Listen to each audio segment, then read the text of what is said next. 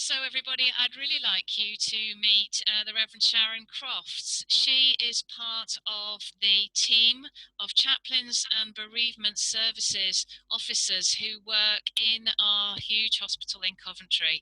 And she's one of the people that we've been praying for as a church. And I'm delighted that she's agreed to just give us a short interview explaining how life has been for the chaplains and the volunteers and those who've try to serve people in that hospital.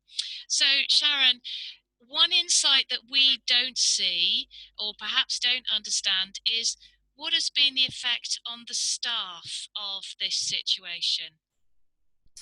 So as you might imagine, the weeks have been evolving where at first, there was the fear of what we were experiencing with new COVID cases coming in, and obviously the volume heading into towards Holy Week and up to Easter seemed to grow and grow and grow, and staff were all running around like headless chickens, really, getting on and doing the job, but there was an underlying fear, I think. But one of the things we've been seeing as time has gone on, and everybody's now got used to putting on the equipment. Everybody, you cannot go into any of the wards without wearing a mask, minimally, and then obviously a lot of people who we're seeing, whether they are a COVID patient or a non-COVID patient, we're having to wear full PPE, which involves masks, gloves, plastic aprons, sometimes goggles or visors as well. We're all used to that now. It's become the norm. But the thing that's really affecting staff as time has gone on is they've been expressing to us as a chaplaincy team, who we regularly visit to make sure that they're doing okay, is that they're not able to do their job fully, or they don't feel like they're able to do their job fully because they are not able to bring in patients' loved ones when there is real trauma and end of life, because there is no access for visiting patients, or there hasn't been through most of this period, and they're feeling and expressing that they haven't been able to fully complete their vocational call as a nurse or a doctor, because they haven't got the patient's family members in front of them.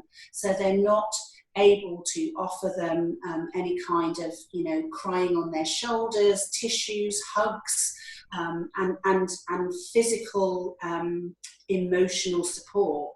They're only able to give bad news over the telephone, and they just don't feel like they are fulfilling their full potential and vocation in that manner.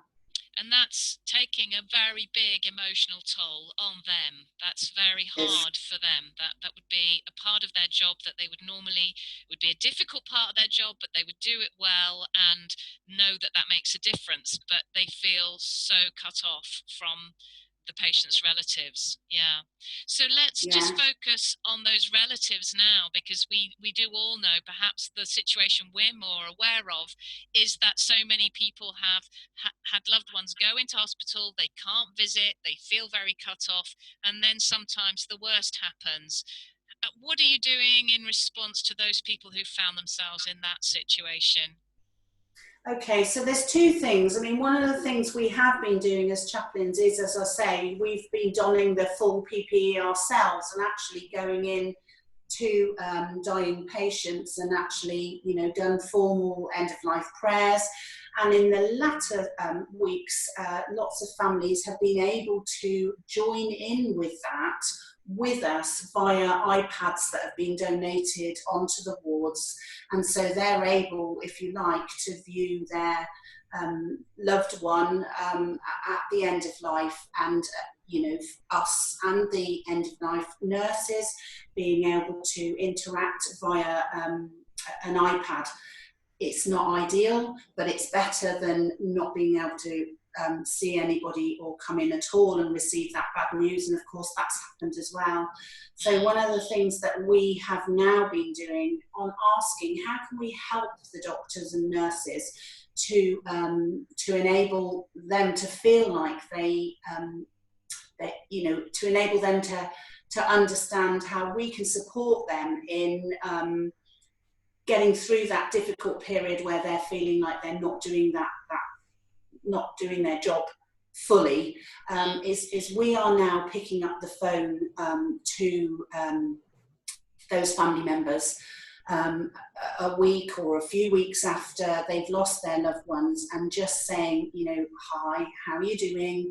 What can we do to help you? Mostly people are just simply wanting to express how they feel, their own personal experiences, their frustrations that they're experiencing over trying to arrange funerals and the limited number being allowed to attend funerals and all of that. And we're providing the support in just being that listening ear and being present with them over the telephone. And unfortunately, it is, again, it's a telephone call, but we are from that just helping people to understand that we do care about them, and we can offer them additional support and signpost them if need be. We're picking up on people who need that little bit of extra support, perhaps another phone call in a fortnight's time, etc.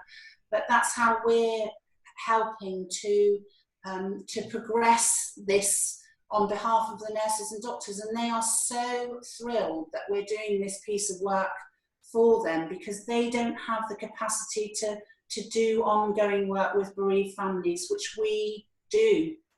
Yeah.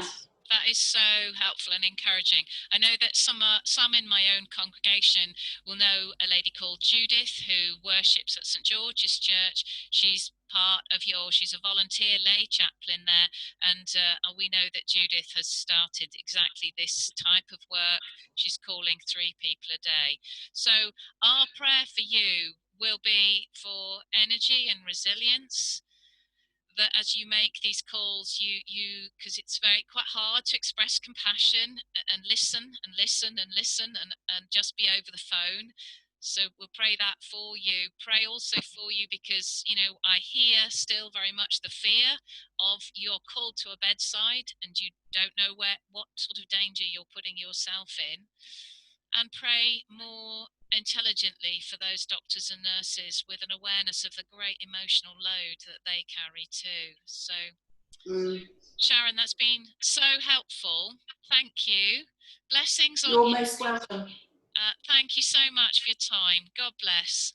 Okay, thank you.